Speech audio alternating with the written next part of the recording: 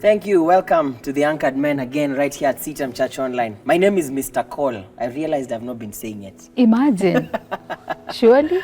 But the people know us. I realized the other day, by the way, we also have a significant number of women who watch our show. Oh, yes. So we keep on going around and say, you guys do a good job. And I congratulate every lady who watches the Anchored Man, because we get to understand a lot about our men. Yes. And on the other side, we are also able to support our sons. Thank you for being such an amazing community. Asante. Now, in our last video, you told us that sometimes suicide is actually a symptom of a bigger problem. You gave us pointers, the need to isolate, and so on and so forth.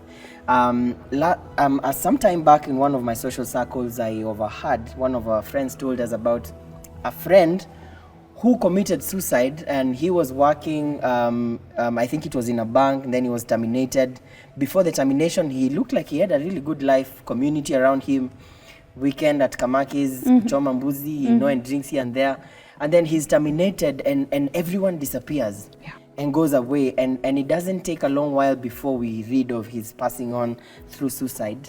And now that you're telling us 76% of the numbers, according to the research you did, shows that it's men who are dying on suicide. Why is it a bigger problem for men? Is it the relationships we have that are not intentional? Is it that the society around us does not allow us to open up? What do you think is the issue? Why men? Our socialization. Okay. The socialization of the boy child from cradle to the end is such that he's not taught how to speak about his issues, and he's not taught how to express whatever emotion that he has. Okay. You'll see a man who's looking serious, and the wife can say, he's really happy. I thought a smile is the one that makes someone look happy, and that's how to interpret it. Yes. Then you will see a child who's going to hospital and he's being injected, and these are normal kawaida injections or vaccinations and everything, and this boy cannot even speak, he's very small, and the mother is here telling the child, you're a man, you should not be crying. And I'm wondering, surely let the baby cry. This is a baby who's responding. And so for me, I want to say that our socialization is wrong to begin with. We raise our boys and our men knowing that they are not supposed to speak, they're not supposed to express themselves, they're not supposed to show emotions. And I keep saying our society and our cultures have made men to be rocks when it comes to the emotions. I think the best thing is we bring it out and we allow the men to express and say, I am angry, I am disappointed. Let them put words to emotions. I am excited. This is awesome. Let him just have a ball. If Chelsea Chelsea walichapwa jana. Character development. So if that happens, let him feel it and flow through the process, and say as long as he doesn't hit someone, he can hit his hand and we move on. Okay. Yeah. I want you to talk to me about masculine relationships. Of course, I know you're an outsider, but you've dealt with men and their issues. Do you think men are intentional on their relationships? Do they go deep, or do they barely scratch the surface? The young boy doesn't know how to relate.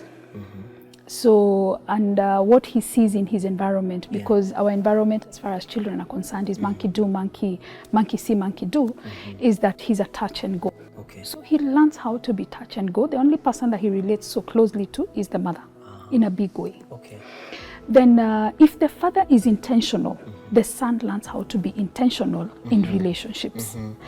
And if he's not, and unfortunately we are having a very high population of young men who are being raised by single mothers, not in a bad way, but we need to start looking at this population as a population that needs attention. The young boy in a single mother relationship family.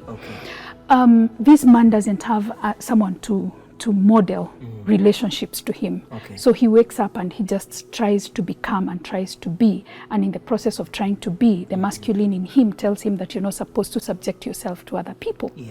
So you have to fight your own fight and become your own guy. And in the process of becoming your own guy, you're rubbing people the wrong way. So you, again, in the process of becoming your own guy, you don't know how to really solidify relationships.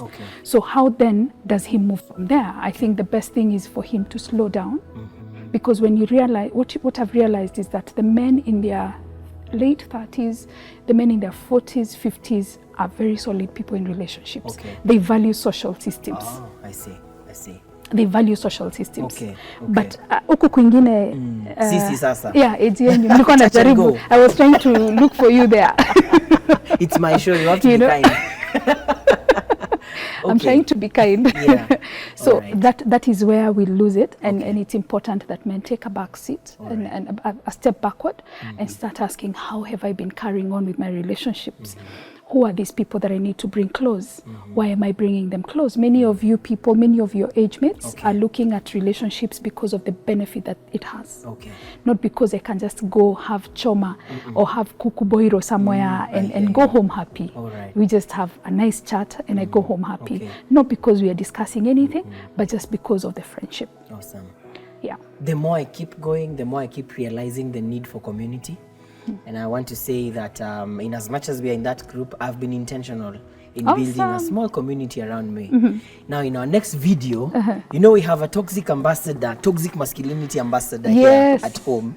So I'm going to pick one of his tweets and get your mind about it concerning this discussion. Sure. And please, make sure you watch. Yeah. Thank you and God bless you.